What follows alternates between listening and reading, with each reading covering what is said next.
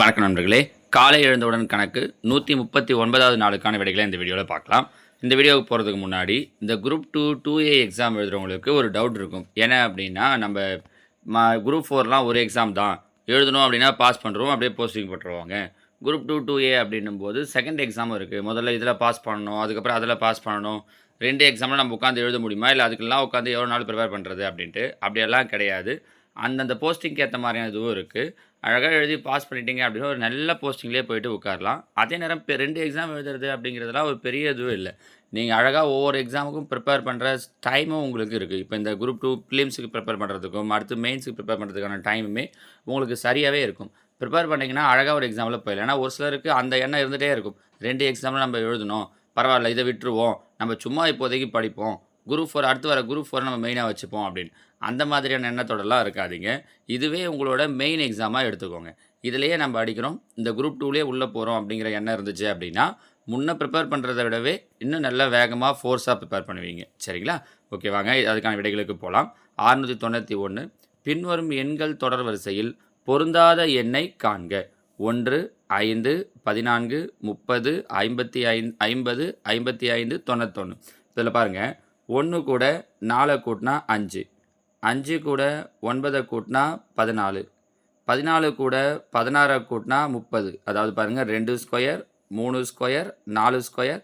அப்போ அடுத்து எதை கூட்டணும்? 5 ஸ்கொயர். 30 கூட 25 கூட்டினா 55. அடுத்து 6 ஸ்கொயர் 36. 55 கூட 36 கூட்டினா 91. எல்லா நம்பரும் கரெக்டாக இருக்குது. இடையில் இந்த 50 அப்படிங்கிற நம்பர் மட்டும் எக்ஸஸாக இருக்குது. அது ஏன் நடுவில் கொடுத்துருக்காங்கன்னே தெரியல. அதுதான் நமக்கான பொருந்தாத எண். So option B 50. சரிங்களா? அடுத்ததாக 692 கொடுத்துள்ள படத்திலிருந்து எக்ஸின் மதிப்பை காண்க. இதில் எக்ஸோட மதிப்பை கண்டுபிடிக்கணும்னா, ஒரு முக்கோணம் இருக்குன்னா இந்த முக்கோணத்தோட வெளிக்கோணம் எதுக்கு சமமாக இருக்கும் அப்படின்னா, உள்ளே இருக்கிற இந்த 2 கோணத்தையும் கூட்டினா வர விடைக்கு சமமாக இருக்கும். அப்போ வெளியில் 100 இருக்குது, உள்ளே ஒரு பக்கம் 50 இருக்குது. கண்டிப்பாக அப்போ இன்னொரு பக்கம் என்ன இருந்தால் தான் 100 வரும்? 50 இருந்தால் தான். ஸோ எக்ஸோட வேல்யூ 50. பாருங்கள், 50 50ஐயும் கூட்டினா 100. ஸோ எக்ஸோட வேல்யூ ஆப்ஷன் சி 50. ஒன்றுமே கிடையாது. வெளிக்கோணம் உள்ளே இருக்கிற எதிர்கோணங்களுடைய கூடுதலுக்கு சமமாக இருக்கும். சரிங்களா? அடுத்ததாக 693 ஒவ்வொரு பையிலும் 15 பழங்கள் கொண்டு 80 பைகள் உள்ளன எனில் 12 பழங்களை கொண்டு அமைக்க எத்தனை பைகள் தேவைன்னு கேட்டிருக்காங்க. 15 பழம் வச்சு 80 பை. அப்போ 15 பெருக்கல் 80, ஒரு பையிலையும் 15 பழம் அப்படின்ட்டு 80 பை இருக்குது. டிவைடட் பை, நமக்கு ஒரு பேக்கில் எத்தனை பழம் தான் போட போகிறோம்னா 12 பழம் தான். அப்போ பை 12.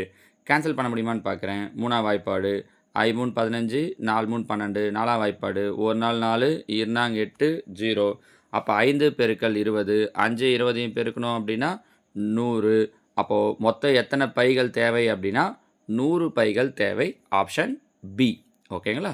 அடுத்ததாக இதை இப்படின்னு சொல்லலாம், இன்னொரு விதத்துலையும் கூட சொல்லலாம். பாருங்கள், இவ்வளோ தூரம் போட்டு பார்க்காம அவங்க கீழே கொடுத்துருக்கிற ஆப்ஷனில் இருந்து பார்த்தீங்கன்னா 15 பழம் போட்டாலே 80 பை தேவைப்படுது. அப்போ பழத்தை குறைக்கிறேன், 12 பழமாக்குறேன். அப்போ பை கண்டிப்பாக என்னவாகும்? அதிகமாக தான் ஆகும். அதாவது 80 பையை விட அதிகமாக தான் இருக்கணும். ஆனால் இங்கே பாருங்கள், 10 8 20ங்கிறதெல்லாம் 80 பையை விட கம்மி. அப்போ கண்டிப்பாக ஆன்சர் என்னவாக தான் இருக்கும்னா 80 விட அதிகமாக இருக்கக்கூடிய 100 தான் இருக்கும் அப்படின்னு யோசிக்கலாம். மெத்தடாக தெரில சார், என்ன பண்ணணும்னு டக்குன்னு யோசிக்க முடியலனா கூட இந்த ஐடியாவை ஃபாலோ பண்ணலாம் பாருங்கள். சரிங்களா? அடுத்ததாக 694 கீழ்கண்ட உருவத்தின் பரப்பு காண்க. இப்போ இதில் பாருங்கள், இதை நான் ஒரு 3 வடிவமாக பிரிச்சுக்கிறேன். இது இப்படி ஒரு கோடு போட்டுக்கிறேன், இங்கே ஒரு கோடு போட்டுக்கிறேன், இங்கே ஒரு கோடு போட்டுக்கிறேன்.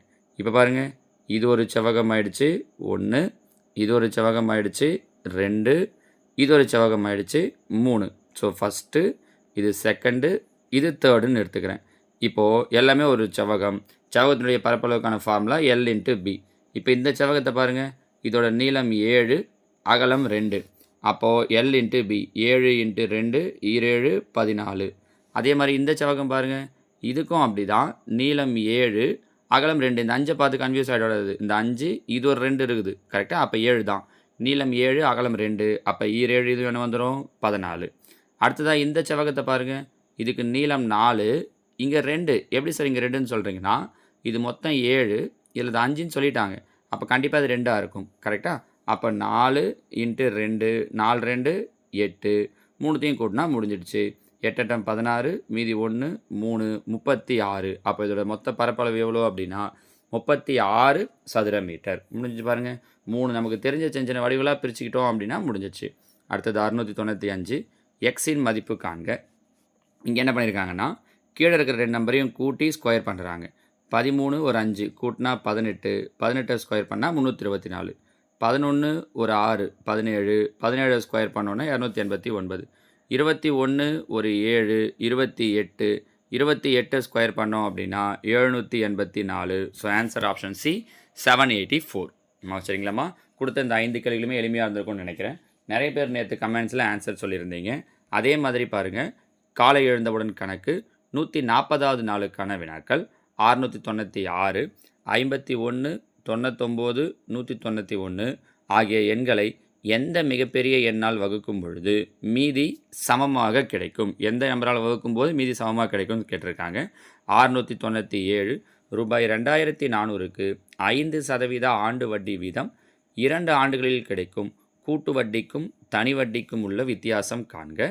698 எக்ஸின் மதிப்பு காண்க. இது கொஞ்சம் டிஃப்ரெண்ட்டான கொஷின் பாருங்கள்.